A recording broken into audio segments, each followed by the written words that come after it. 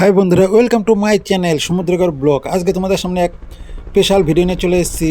সেই সুপারস্টার দেবের হেলিকপ্টারে করে সেই জনসভা করতে আসছে আমাদের ধাত্রী গ্রামে। তাহলে চলো স্কিপ না করে পুরোটা দেখতে থাকো এবং সঙ্গে থাকো।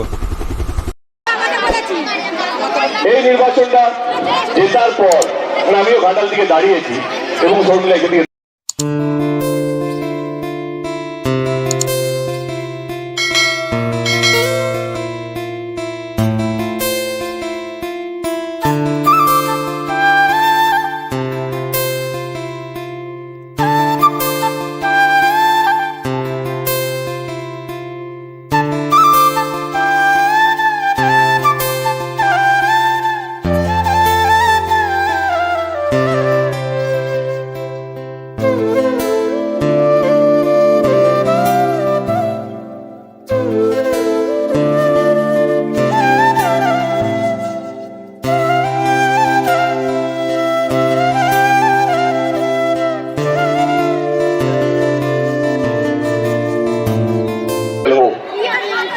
বড় বড় লোকেদের হয়, কিন্তু তাদের কাছে পয়সা নেই।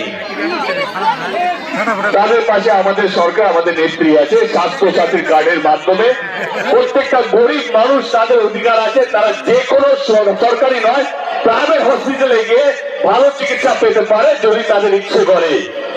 এটা তো সরকারের কাজ হওয়া উচিত, কে মানুষকে বাঁচিয়ে রাখবে। আমাদের সরকার সেটা দেখেনি কে মুসলমান আছে তাকে বেশি কাজ দেওয়া হবে, তার নাম বেশি দেওয়া হবে, বা কে হিন্দু আছে তার নামটা বেশি করে দেওয়া হবে। না না না না, বাংলার মানুষ, সে হিন্দু হতে পারে, মুসলমান হতে পারে, যে কোনো সমুদায়ের হতে পারে, তারা বাংলার মানুষ। আর সর্বোপরি তারা ভারতীয়। আমাদের একটাই পরিচয়, আমরা ভারতীয়।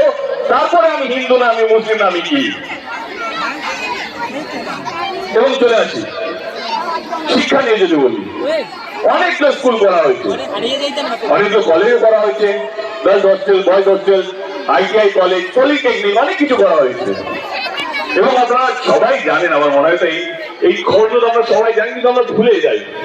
একটা সময় ছিল 2011 আগে যে মেয়েদের কম বয়সে তাদের বিয়ে দিয়ে দেওয়া হতো, কারণ বাবা মার কাছে সেরকম, গরিব পরিবার, আমি বলছি না সব পরিবার, অফকোর্স নট, গরিব পরিবার, তার থেকে পড়াশোনার জন্য টাকা কোথা থেকে আসবে, কিভাবে পড়াশোনা করাবো, কি করবে পড়াশোনা করে, কি লাভ হবে, এই তো বাড়ি থেকে রান্না করতে হবে। এই নির্বাচনটা জেতার পর আমিও ঘাটাল দিকে দাঁড়িয়েছি এবং শর্মিলা এদিকে দাঁড়িয়েছে।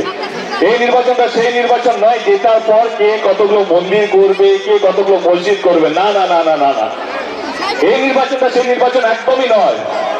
এই নির্বাচনটা হচ্ছে যে কে জেতার পর কতগুলো স্কুল করবে, কতগুলো হসপিটাল করবে, কতগুলো রাস্তা করবে, কে মানুষকে বাঁচিয়ে রাখবে, সে হিন্দু হোক, মুসলমান হোক, বা যে কোনো সমুদায় হোক। এই নির্বাচনটা হচ্ছে সেই নির্বাচন।